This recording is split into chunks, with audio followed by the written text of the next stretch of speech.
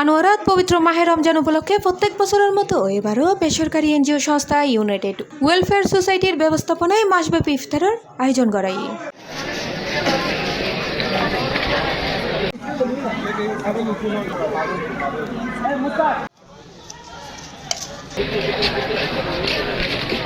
ফেব্রুয়ারির 19 তারিখ বৃহস্পতিবার প্রথম রমজানোত্তর উপজেলার বক্তিয়ারপাড়া তারতিলুল কুরআন মাদ্রাসা প্রাঙ্গণে ইফতার কর্মসূচি শুরু হয়। প্রত্যেকদিন ইফতারের আয়োজনে 5 শতাধিক মাদ্রাসা শিক্ষার্থী, বিশুদ্ধ কুরআন শিক্ষা ও কেরাত প্রশিক্ষণের শিক্ষার্থী এবং সাধারণ রোজাদাররা অংশগ্রহণ করে।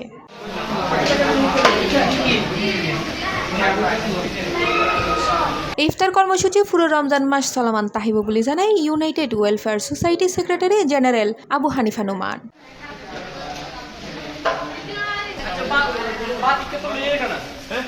C plus TV, Chittagong.